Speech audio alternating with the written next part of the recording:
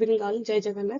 तो आज के लेक्चर में हम लोग देखेंगे कि ट्राइग्लिसराइड जो कि one type of fatty acid होता है, तो उसका नॉर्मल स्ट्रक्चर्स क्या रहेगा एंड वो ट्राइग्लिसराइड का बॉडी में फंक्शंस क्या रहते हैं, हम लोग इस वीडियो में डिस्कशन करेंगे। तो पहले देखो डेफिनेशन। तो ट्राइग्लिसराइड क्या होता है? That are the natural lipid. Triglyceride क्या होता है? एक नेचुरल लिपिड होता है that formed by the esterification of one glycerol molecules with three fatty acid molecules। मतलब ट्राइग्लिसराइड, ट्राई मीन्स थ्री, तो ट्राइग्लिसराइड में क्या रहेगा? तीन फैटी एसिड के साथ एक ग्लिसरॉल मॉलिक्यूल्स रहेगा। ठीक है, देखो one glycerol molecules with three fatty acid molecule, और उसका एस्टरिफिकेशन जब हम लोग करेंगे, हम लोग क्या मिलेगा? ट्राइग्लिसराइड। तो they are the main storage form of the fat in the body. Body में जो फैट का मेन स्टोर फॉर्म क्या रहता है? Triglyceride. And it provide a concentrated source of energy to the body. जैसे कि तुम्हारा 9 किलो कैलोरी पर ग्राम। तो ट्राइग्लिसराइड क्या करता है हमारा बॉडी में? वो फैट को स्टोर करके एनर्जी प्रोवाइड करता है।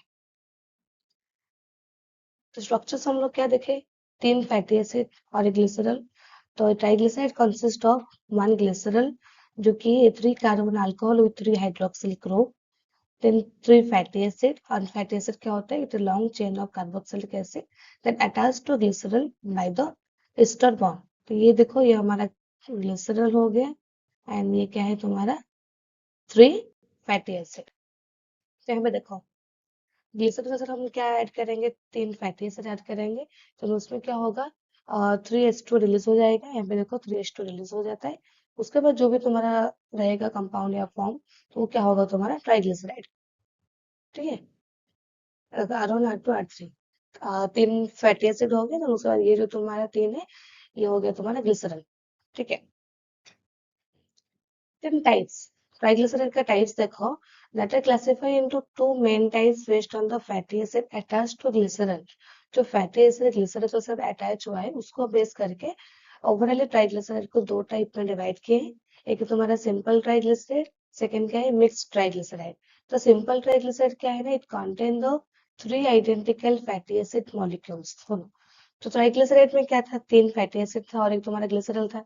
तो जो ट्राइग्लिसराइड में 3 फैटी एसिड सेम रहेगा, मतलब सेम टाइप का फैटी एसिड रहेगा, तो उसको हम क्या बोलेंगे? Simple triglyceride. समझ में आए? ट्राइग्लिसराइड में कितना फैटी एसिड होना चाहिए? 3 फैटी एसिड। तो वो 3 फैटी एसिड तुम्हारा सेम टाइप का फैटी एसिड रहेगा, तो उसको हम क्या बोलेंगे? Simple triglyceride. फॉर एग्जाम्पल देखो,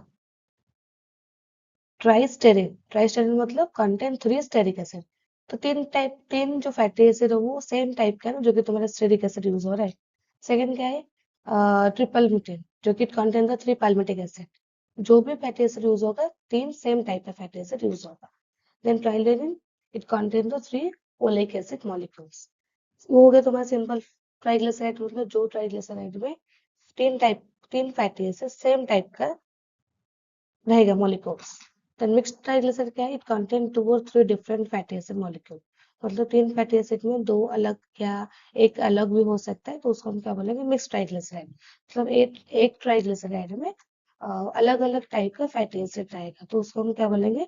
mixed triglyceride. These are the most common triglyceride that found in the nature। मतलब मोस्ट कॉमनली कौन सा टाइप का ट्राइग्लिसराइड दिखाई देता है? Mixed. Example, one molecule of glycerol attached to palmitic acid, stearic acid and oleic acid। तीन अलग अलग टाइप का फैटी एसिड हो गया।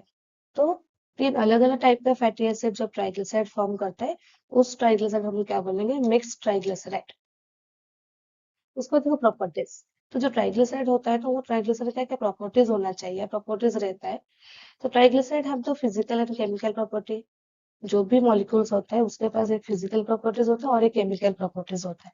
तो फिजिकल प्रॉपर्टीज में देखो, it is a colourless, odourless and tasteless in pure form. जब ट्राइग्लिसराइड प्योर फॉर्म में रहता है, उसका कलरलेस, ऑर्डरलेस एंड टेस्टलेस, कोई टेस्ट या ऑर्डर या कलर नहीं रहता है।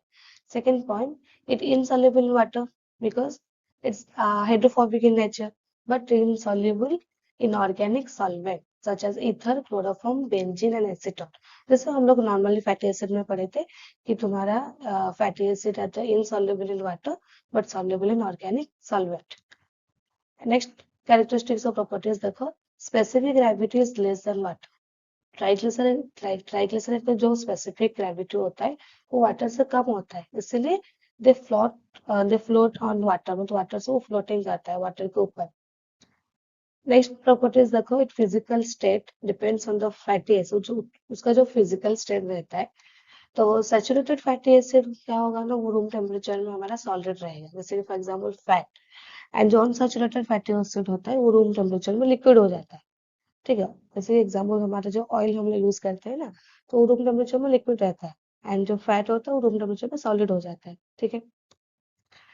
नेक्स्ट प्रॉपर्टीज देखो, melting point increases with increasing chain length, and देखो सैचुरेशन मतलब डिपेंड्स ऑन द हमारा डबल बॉन्ड। तो जितना डबल बॉन्ड रहेगा उतना वो ज्यादा स्ट्रांग रहेगा, इसलिए उसका मेल्टिंग पॉइंट भी इंक्रीज होते जाएगा, ठीक है। चेन का लेंथ हो गया या तुम्हारा सैचुरेशन ऑन सैचुरेशन मतलब डबल बॉन्ड का प्रेजेंस, तो वो जितना रहेगा उस हिसाब से उसका मेल्टिंग पॉइंट भी इंक्रीज होते जाएगा। देन केमिकल प्रॉपर्टीज, ये इंपॉर्टेंट होता है। तो केमिकल प्रॉपर्टीज ऑफ ट्राइग्लिसराइड, बहुत सारे केमिकल प्रॉपर्टीज होता है, जैसे कि फर्स्ट तुम्हारा हाइड्रोलिसिस। हाइड्रोलिसिस देखो, the hydrolysis triglyceride and hydrolyzed by acid alkali or the enzyme lipase। Hydrolysis मतलब हमेशा याद रखना, hydro means water and lysis मतलब ब्रेक डाउन। मतलब यहाँ पे हम लोग क्या करेंगे ना, ट्राइग्लिसराइड को वाटर दे के उसको हम ब्रेक डाउन करेंगे, ठीक है। वाटर देके उसको हम क्या करेंगे, ब्रेक डाउन करेंगे। एंड मीडियम में हमारा एसिड भी हो सकता है, अल्कली भी हो सकता है, और लाइपेज एंजाइम भी हो सकता है, जो कि ट्राइग्लिसराइड को ब्रेक डाउन करेगा। तो जब हम ट्राइग्लिसराइड को हाइड्रो मतलब तुम्हारा वाटर दे के जब ब्रेक डाउन करेंगे, तो हमको प्रोडक्ट क्या मिलेगा, glycerol plus three fatty acid. क्योंकि ग्लिसरॉल और थ्री फैटी एसिड को लेके हम लोग क्या बनाए, ट्राइग्लिसराइड। तो वही ट्राइग्लिसराइड को हम लोग जब ब्रेक करेंगे, तो हमको क्या मिलेगा, glycerol plus three fatty acid. And जो हम लोग ब्रेक डाउन कर रहे हैं, इसको इसका हेल्प लेके हमारा वाटर एंड बाई मीडियम हमारा एसिड भी हो सकता है, अल्कली भी हो सकता है, एंजाइम हो सकता है, जो कि लाइपेज, ठीक है। देखो नेक्स्ट देखो सैपोनिफिकेशन। तो सैपोनिफिकेशन प्रोसेस क्या होता है ना, जब हम ट्राइग्लिसराइड को हाइड्रोलाइज के इन द प्रेजेंस ऑफ अल्कली और एसिड, तो जब हम लोग स्ट्रॉन्ग अल्कली यूज करेंगे मीडियम में, ठीक है, तो उसमें क्या होता है ना, प्रोडक्ट क्या आता है, ग्लिसरॉल एंड सोप। मतलब जो ट्राइग्लिसराइड को हम लोग हाइड्रोलिसिस करेंगे इन द प्रेजेंस ऑफ अल्कली, तो लास्ट में क्या होता है, सोप, क्योंकि सोप में हमारा अल्कली प्रेजेंट होता है ना। तो वही प्रोसेस को हम क्या बोलेंगे, सैपोनिफिकेशन। जैसे कि यहाँ पे देखो ट्राइग्लिसराइड, यहाँ पे क्या लिए हम लोग, सोडियम हाइड्रोक्साइड, हमारा प्रोडक्ट में क्या मिलेगा, ग्लिसरॉल प्लस थ्री सोप। ये जो सोप फॉर्म होता है उस प्रोसेस को हम क्या बोलेंगे, सैपोनिफिकेशन। नेक्स्ट देखो हाइड्रोजनेशन।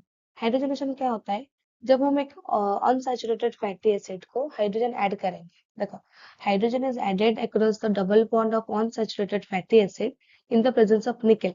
तब अनसैचुरेटेड फैटी एसिड का डबल बॉन्ड में हम लोग हाइड्रोजन को ऐड करेंगे इन द प्रेजेंस ऑफ निकल, तो क्या फॉर्म हो जाता है ना, liquid oil that convert to solid और सेमी सॉलिड फैट। मतलब कोई लिक्विड ऑयल को हम सॉलिड और सेमी सॉलिड फैट में कन्वर्ट करने के लिए हम कौन से प्रोसेस करते हैं, हाइड्रोजनेशन। तो यहाँ पे एग्जांपल देखो, एक ट्राइलिन लिए थे, जो कि हमारा एक लिक्विड ऑयल होता है, और जिसको हम हाइड्रोजनेटेड करने के बाद क्या कन्वर्ट किए, एक सेमी सॉलिड फैट, जो कि उसका नाम क्या है, tristearin. And that used in the manufacture of the margarine and vanaspati, जो घी होता है उसको फॉर्म करने के लिए हम क्या यूज करते हैं, हाइड्रोजनेशन। नेक्स्ट देखो oxidation.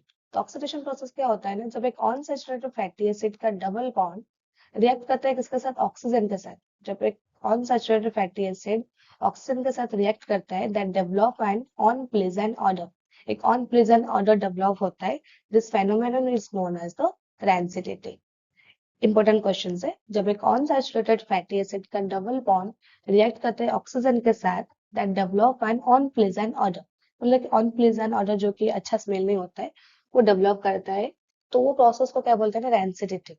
And that leads to formation of peroxide, aldehyde and ketone, ठीक है। And rancidity causes unpleasant odour and flavour, मतलब टेस्ट में भी बहुत चेंजेस हो जाते हैं। क्योंकि तुम लोग ये भी देखे होगे, जो घर में जो ऑयल्स होता है, मतलब जो वेजिटेबल ऑयल, तो वो ऑयल जब ज्यादा ज्यादा दिन रह जाता है, तो ऑक्सीजन के साथ रिएक्ट करके एक अनप्लेजेंट ऑर्डर एंड स्मेल, मतलब तुम्हारा टेस्ट भी वो फॉर्म कर लेता है, ठीक है। तो उसको क्या बोलते हैं, रैंसिडिटी। Then emulsification. तो एमल्सिफिकेशन क्या होता है, एक प्रोसेस, जिस जो प्रोसेस में large triglyceride that broken down into small या टाइनी ट्राइग्लिसराइड। एमल्सिफिकेशन क्या होता है ना, एक डाइजेशन का प्रोसेस होता है जिसमें एक लार्ज ट्राइग्लिसराइड क्या होता है, स्मॉल में कन्वर्ट हो जाता है। क्योंकि हम लोग जब डाइट से जो ट्राइग्लिसराइड लेंगे वो लार्ज होगा, तो वो क्या होगा, छोटे छोटे पार्ट में डिवाइड होगा, उसके बाद वो डाइजेस्ट होगा। तो उस प्रोसेस को क्या बोलते हैं, एमल्सिफिकेशन। ये एमल्सिफिकेशन प्रोसेस में कौन हेल्प करता है, bile salt and some phospholipid जैसे कि लेक्टिन। ठीक है, बाइल सॉल्ट हमारा लिवर से प्रोडक्शन होता है, गॉल ब्लैडर में जाकर स्टोर होकर रहता है। तो जब हमारा लिपिड खाना मतलब अंदर आता है तो क्या होता है ना, गल ब्लैडर बाइल को सेक्रेट करता है। देन बाइल आके उसको पहले एमल्सिफिकेशन करेगा, देन उसको डाइजेस्ट करने में इजी होता है। तो this process does not change the chemical composition. Emulsification जो प्रोसेस होता है वो ट्राइग्लिसराइड का कोई केमिकल कंपोजिशन का चेंजेस नहीं करेगा।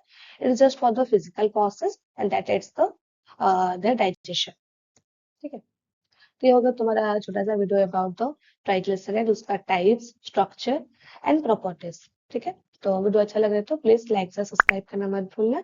एंड थैंक यू, फिर मिलेंगे नेक्स्ट वीडियो में।